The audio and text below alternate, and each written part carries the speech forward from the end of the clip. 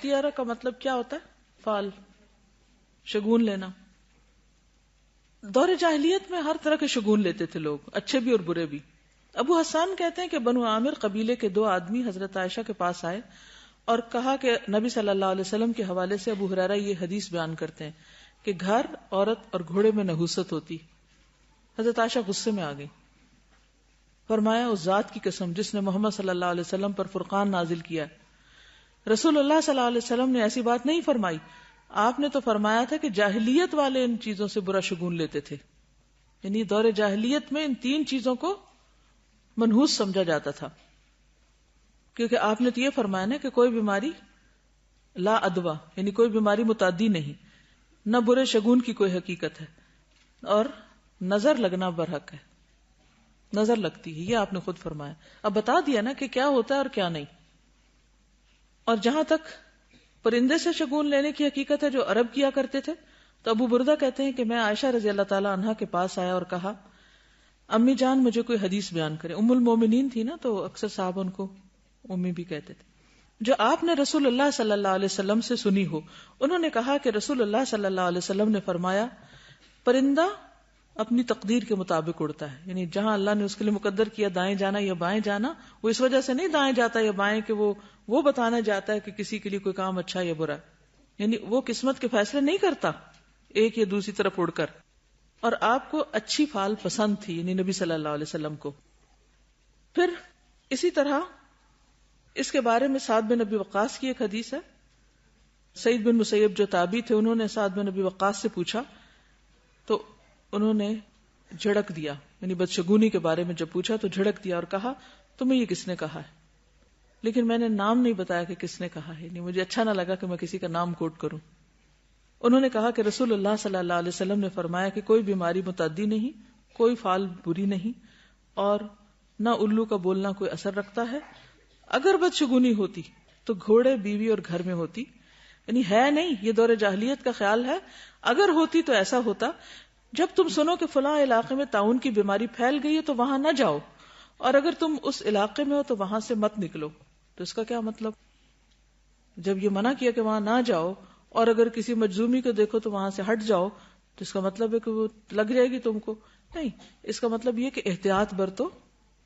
کسی بیماری کا لگنا یا نہ لگنا، نفع یا نقصان، وہ صرف اللہ کے اذن سے ہے. چونکہ یہ چیزیں سبب بن جاتی ہیں اور انسان کو وہم میں مبتلا کر دیتی ہیں اور پریشان رکھتی ہیں، اور بہت سی بیماریوں کا تعلق سوچ سے بھی ہوتا ہے.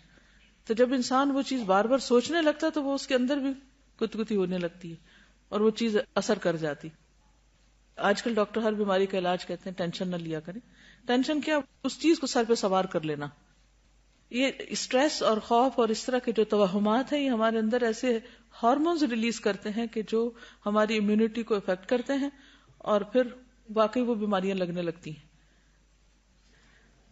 ایک اور حدیث ہے حضرت جابر سے، کہتے ہیں کہ سمعت رسول اللہ صلی اللہ علیہ وسلم یقول طائر کل انسان فی عنقہ. جابر کہتے ہیں کہ میں نے رسول اللہ صلی اللہ علیہ وسلم کو فرماتے ہوئے سنا کہ ہر انسان کا شگون اس کی گردن میں لٹکا ہوا ہے، یعنی وہ خود اپنے اچھے یا برے حالات کا ذمہ دار ہے.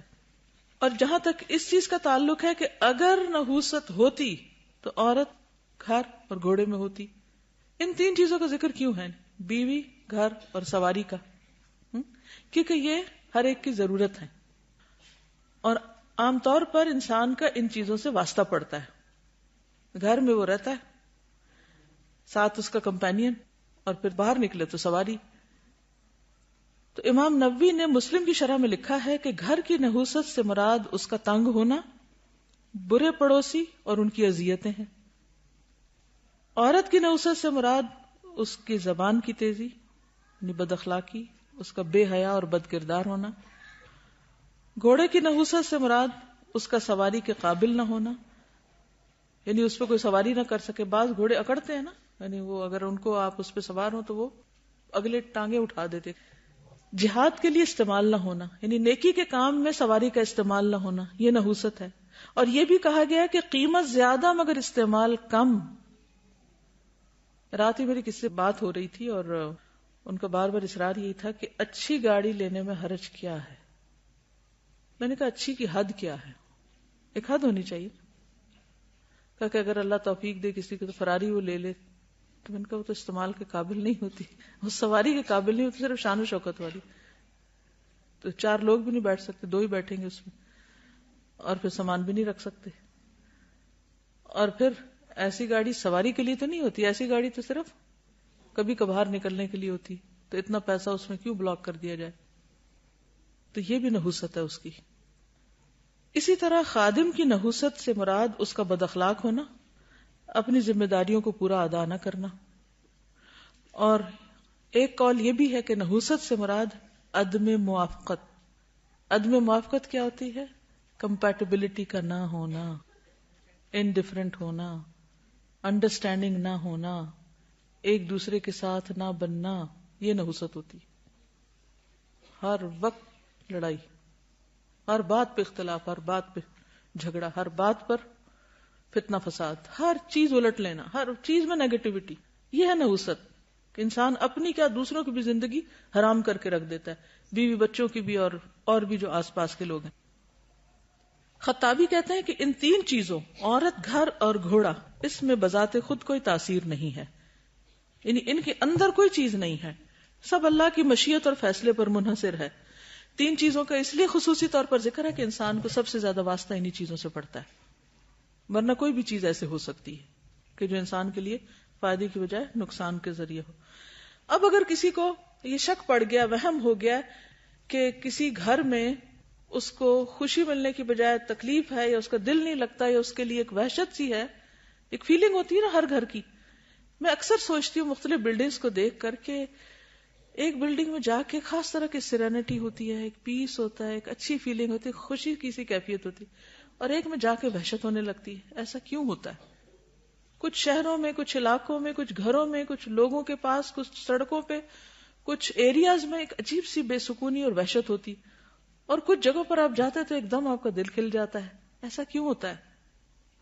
ایک تو یہ کہ اللہ نے ہر چیز کو فرق بنایا, اور کچھ انسانوں کی اپنی خرابیاں ہیں جن کی وجہ سے کچھ علاقے بنجر ہو جاتے ہیں, بارشیں نہیں ہوتی, لوگ وہاں زکوٰۃ نہیں دیتے, صدقہ خیرات نہیں ہوتا, تو وہی زمین جو ہے وہ انسان کے لیے منحوس ثابت ہو جاتی. ایک حدیث میں آتا ہے کہ ایک دن ایک شخص نے عرض کیا, یا رسول اللہ صلی اللہ علیہ وسلم, پہلے ہم ایک مکان میں رہا کرتے تھے جس میں ہمارے افراد کی تعداد بھی زیادہ تھی اور ہمارے پاس مال بھی بہت تھا. پھر ہم ایک دوسری جگہ منتقل ہو گئے تو ہمارے آدمیوں کی تعداد بھی کم ہو گئی اور مال بھی تھوڑا رہ گیا. آپ نے فرمایا اس مکان کو چھوڑ دو جو برا ہے, اس جگہ میں نہ رہو بس. یعنی اس کا مطلب کیا ہے کہ اگر کسی جگہ رہتے ہوئے انسان کو تکلیف ہے تو پھر کیا کرے؟ ہٹ جائے. حل تو یہی ہے نا, اپنے آپ کو بلا وجہ اذیت نہ دے. اسی طرح اگر بیوی بد اخلاق ہو تو کیا حل بتایا گیا؟ لقیط بن صبرہ سے روایت ہے کہ میں نے کہا, یا رسول اللہ صلی اللہ علیہ وسلم, میری بیوی ہے اور اس کی زبان میں کچھ ہے, یعنی وہ بد زبان ہے. آپ نے فرمایا اس کو طلاق دے دو. میں نے کہا, یا رسول اللہ, ایک مدت تک میرا اور اس کا ساتھ رہا ہے اور میرا اس سے ایک بچہ بھی ہے. فرمایا اس کو نصیحت کرو, اگر اس میں بھلائی ہے تو سمجھ جائے گی, اور ایسے مت مارنا جیسے اپنی لونڈی کو مارتے ہو, یعنی غلاموں خادموں کو جو مارتے ہو اس طرح نہیں مارنا اس کو, یعنی اس کا ایک مقام ہے بیوی کا. تو بہرحال اس سے بھی رہنمائی ملتی ہے کہ کچھ رشتے تو نہیں چھوڑے جا سکتے, لیکن کچھ رشتے ایسے ہیں کہ جن سے پھر انسان کا رہنا دوبھر ہو جاتا ہے. اگر کوئی شخص ہر وقت گالی دے رہا ہے اور کوئی شخص ہر بات پر نکتہ چینی کر رہا ہے, تو آپ اپنا ایمان کس حد تک بچا سکتے ہیں؟ ایک لمٹ ہوتی ہے نا ہر چیز. اور پھر اس میں آپ دیکھیے کہ اس شخص کی وہ نحوست اصل میں کیا ہوئی, پھر کیا ہوئی؟ اس کی بد اخلاقی ہوئی نا, وہ نحوست ہے. بحیثیت انسان اس کے بس میں کچھ نہیں ہے. تو کسی بھی چیز سے کہ یہ کتاب میں نہیں لے رہی کیونکہ یہ کتاب کا رنگ سبز ہے اور ہمارے ہاں سبز رنگ ہم کو سوٹ نہیں کرتا, تو یہ چیز نہیں ہونی چاہیے. نہ سبز رنگ میں کچھ ہے نہ کتاب میں کچھ ہے. ہاں, اگر کسی کتاب کے اندر کوئی ایسی چیزیں لکھی ہوئی ہیں جو اللہ کو پسند نہیں, تو ہو سکتا ہے اس کا کچھ اثرات ہوں, لیکن کسی بھی چیز کی برائی یا کسی بھی گناہ کی بہرحال اپنی نحوست ہوتی ہے. مگر عام چیزوں کو منحوس قرار دینا یہ درست نہیں. نحوست پکڑنا شرک ہے, علاج اس کا توکل ہے.